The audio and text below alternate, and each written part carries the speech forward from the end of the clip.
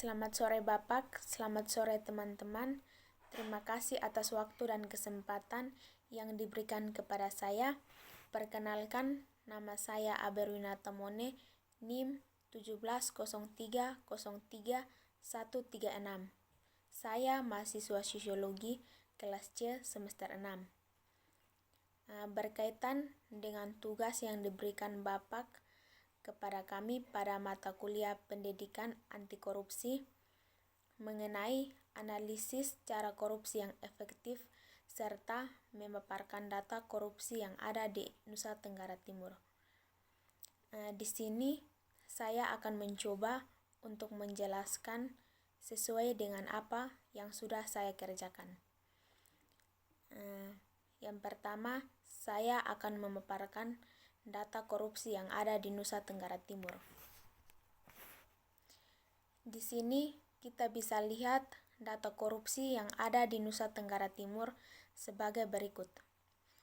5 tersangka kasus korupsi yang terjadi di Nusa Tenggara Timur yang terdiri dari Indra Muhammad Deriza Imbawa, SSI, Rosdianto Diki BA, Berdidus Adablelopo SIP, Jante Junike Kaborang Esos. 3 tersangka yakni Indra Muhammad Deriza Imrawan SSI dan Rosdianto Diki BA terlibat kasus korupsi pengadaan perlengkapan peserta Gerak Jalan Sehat Menuju Pemilu Jujur dan Adil pada Komisi Pemilu Umum atau KPU Provinsi Nusa Tenggara Timur tahun anggaran 2014. Dan tersangka Berdin terlibat kasus korupsi pada pengelolaan pengawasan dalam pemilihan Wali Kota Kupang tahun 2017 yang bersumber dari dana hibah pemerintah Kota Kupang tahun 2016 dan tahun 2017 pada Sekte Bawaslu Provinsi Nusa Tenggara Timur dan Panwaslu Kota Kupang.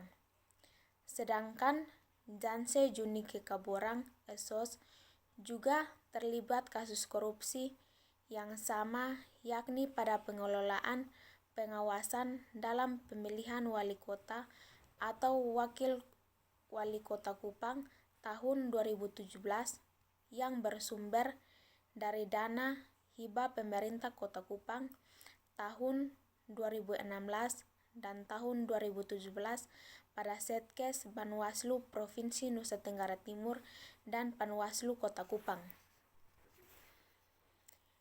Yang sudah kita ketahui, Indonesia selalu juara 1 di bidang korupsi. Karena tersedianya banyak cara alias kiat korupsi dan lemahnya aparat hukum menjadi penyebab utama. Ini merupakan contoh modus yang dilakukan di Indonesia dan juga terkhususnya di Nusa Tenggara Timur. Setiap dana yang dikeluarkan oleh negara untuk masyarakat tentunya sangat besar nilainya. Dengan dana yang sangat besar yang dikeluarkan oleh negara tersebut, tentunya sebagai seorang manusia pasti tergiur dengan uang tersebut dan akan menyalahgunakannya dengan tidak sadar untuk kepentingan pribadinya yang juga dapat merugikan negara dan juga orang lain.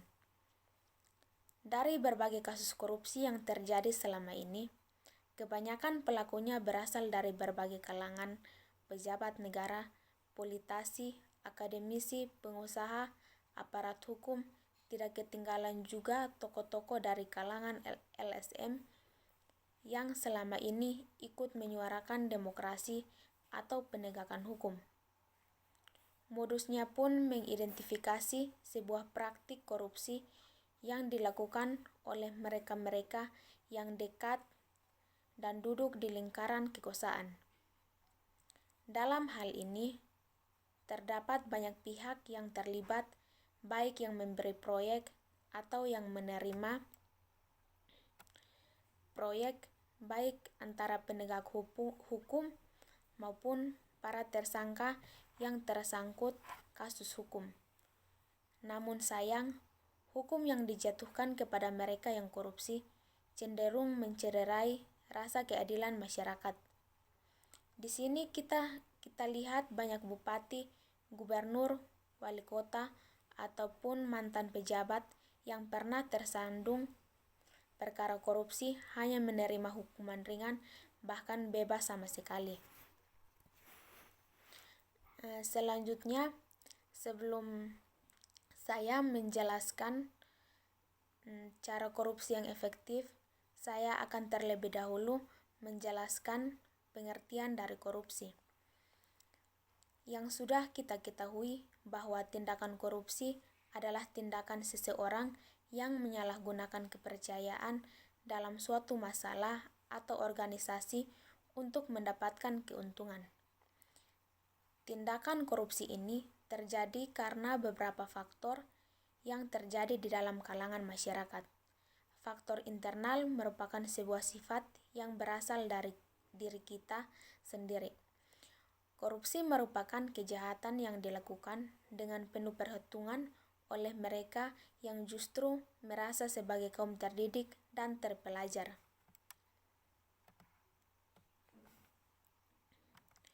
Korupsi juga bisa dimungkinkan terjadi pada situasi di mana seseorang memegang suatu jabatan yang melibatkan pembagian sumber-sumber dana dan memiliki kesempatan untuk menyalahgunakannya demi kepentingan pribadinya. Dalam Undang-Undang Nomor 20 Tahun 2001 terdapat pengertian bahwa korupsi adalah tindakan melawan hukum dengan maksud memperkaya diri sendiri, orang lain, atau korporasi yang berakibat merugikan keuangan negara atau perekonomian negara. Ada 9 tindakan kategori korupsi dalam undang-undang tersebut, yaitu suap, illegal profit, secret transaction, hadiah, hibah atau pemberian, penggelapan, kolusi, nepotisme, dan penyalahgunaan jabatan dan wewenang, serta fasilitas negara. Korupsi dengan berbagai modusnya telah terbukti menyengsarakan rakyat. Salah seorang budayawan bahkan mengatakan bahwa korupsi sebenarnya lebih porno daripada pornografi itu sendiri.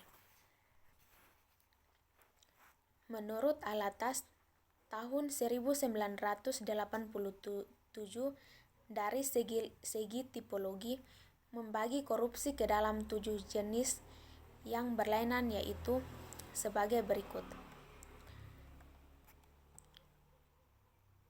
Yang pertama, korupsi transaktif, menunjuk kepada adanya kesepakatan timbul balik antara pemberi dan penerima demi keuntungan kedua belah pihak.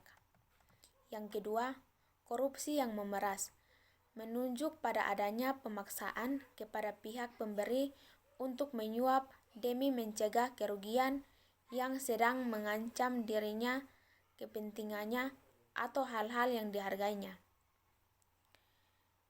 Yang ketiga, korupsi insensitif adalah pemberian barang atau jasa tanpa ada pertalian langsung dengan keuntungan tertentu selain keuntungan yang dibayangkan akan diperoleh di masa yang akan datang. Yang keempat, korupsi perkerabatan adalah penunjukan yang tidak sah terhadap teman atau sanak saudara untuk memegang jabatan dalam pemerintah atau tindakan yang memberikan perlakuan istimewa secara bertentangan dengan norma dan peraturan yang berlaku. Yang kelima, korupsi divisive adalah korban korupsi dengan pemerasan korupsinya adalah dalam rangka mempertahankan diri. Yang keenam, korupsi otogenik adalah korupsi yang dilakukan oleh seseorang atau seorang diri. Yang ketujuh, korupsi dukungan adalah korupsi yang dilakukan untuk memperkuat korupsi yang sudah ada. Yang berikut, korupsi dilihat dari proses terjadinya perilaku korupsi dapat dibedakan menjadi 3 bentuk. Yang pertama, graft, yaitu korupsi yang bersifat internal. Korupsi ini terjadi karena mereka mempunyai kedudukan dan jabatan di kantor tersebut. Dengan wewenangnya, para bawahan tidak dapat menolak permintaan atasannya. Yang kedua, bribery, yaitu tindakan korupsi yang melibatkan orang lain di luar dirinya. Tindakan ini dilakukan dengan maksud agar dapat mempengaruhi objektivitas dalam membuat keputusan atau membuat keputusan yang dibuat akan menguntungkan pemberi atau penyuap yang telah menyogok. Yang ketiga, nepotisme, yaitu tindakan korupsi berupa kecenderungan pengambilan keputusan yang tidak bersandar pada pertimbangan objektif rasional, tapi didasarkan atas pertimbangan nepotisme dan kekerabatan. Sedangkan korupsi bila dilihat dari sifatnya, korupsi dibedakan menjadi 2, yaitu korupsi individualis, yaitu penyimpangan yang dilakukan oleh salah satu orang atau beberapa orang dalam suatu organisasi dan berkembang suatu mekanisme, muncul hilang, dan jika ketahuan, pelaku korupsi akan terkena hukuman yang bisa disudutkan, dijauhi, dicela, dan bahkan diakhiri nasibnya. Yang kedua, korupsi sistematik, yaitu korupsi yang dilakukan oleh sebagian besar orang dalam suatu organisasi. Model-model korupsi dapat kita lihat sebagai berikut. Untuk dapat mendefinisikan model korupsi, dimulai dengan melakukan pengukuran secara objektif dan komprehensif dalam mengidentifikasi jenis korupsi, tingkat korupsi, dan perkembangan korupsi, dan menganalisa bagaimana korupsi bisa terjadi dan bagaimana kondisi korupsi saat ini. Seiring dengan perkembangan zaman dan budaya masyarakat, korupsi pun ikut tumbuh sedemikian rupa sehingga memiliki bentuk, model, atau jenis yang beragam. Banyak para pakar yang telah mencoba mengelompokkan jenis-jenis atau model-model korupsi sebagai berikut. Yang pertama, penyuapan, mencakup tindakan memberi dan menerima suap, baik berupa uang maupun barang. Yang kedua, embezzlement, merupakan tindakan penipuan dan pencurian sumber daya yang dilakukan oleh pihak-pihak tertentu yang mengelola sumber daya tersebut, baik berupa dana publik atau sumber daya alam tertentu.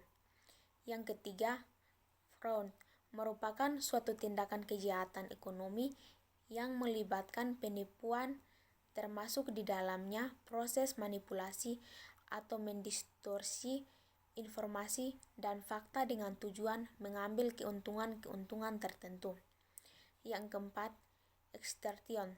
Tindakan ini meminta uang atau sumber daya lainnya dengan cara paksa atau disertai dengan intimidasi tertentu oleh pihak yang memiliki kekuasaan, lazimnya dilakukan oleh mafia-mafia lokal dan regional. Yang kelima, favoritisme adalah mekanisme penyalahgunaan kekuasaan yang berimplikasi pada tindakan privatisasi sumber daya. Yang berikut, ciri-ciri korupsi menurut Syed-Hussein Alatas memberikan ciri-ciri korupsi sebagai berikut. Yang pertama, ciri korupsi selalu melibatkan lebih dari satu orang. Inilah yang membedakan antara korupsi dengan pencuri atau penggelapan. Yang kedua, ciri korupsi pada umumnya bersifat rahasia, tertutup, terutama motif yang melatar belakangi perbuatan korupsi tersebut. Yang ketiga, korupsi yaitu melibatkan elemen kewajiban dan keuntungan tersebut tidaklah selalu berbentuk uang. Yang keempat, ciri korupsi yaitu berusaha untuk berlindung di balik pembenaran hukum. Yang kelima, ciri korupsi yaitu mereka yang terlibat korupsi ialah mereka yang memiliki kekuasaan atau wewenang serta mempengaruhi keputusan-keputusan itu.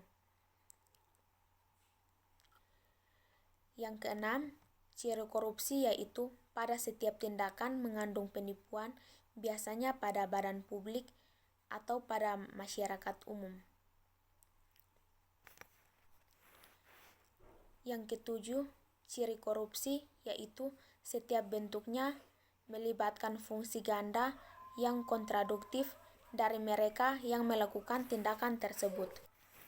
Yang kedelapan, ciri korupsi yang dilandaskan dengan niat kesengajaan untuk menempatkan kepentingan umum di bawah kepentingan pribadi. Yang berikut, sebab-sebab terjadinya korupsi dapat kita lihat sebagai berikut. Penyebab terjadinya korupsi diantaranya adalah apabila dilihat dari segi si pelaku korupsi, sebab-sebab dia melakukan korupsi dapat berupa dorongan dari dalam dirinya, yang dapat pula dikatakan sebagai keinginan, niat, atau kesadarannya untuk melakukan. Sebab-sebab seseorang terdorong untuk melakukan korupsi antara lain sebagai berikut.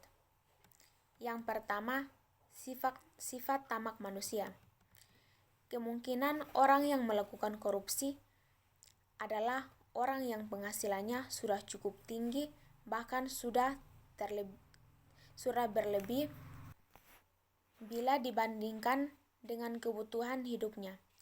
Dalam hal seperti ini, berapapun kekayaan dan penghasilan sudah diperoleh oleh seseorang tersebut, apabila ada kesempatan untuk melakukan korupsi, maka akan dilakukan juga. B. Moral yang kurang kuat menghadapi godaan. Seorang yang moralnya tidak kuat cenderung lebih mudah untuk terdorong berbuat korupsi karena adanya godaan. Godaan terhadap seseorang pegawai untuk melakukan korupsi berasal dari atasannya, teman setingkat bawahannya, atau dari pihak luar yang dilayani. Yang ketiga, penghasilan kurang mencukupi kebutuhan hidup yang wajar.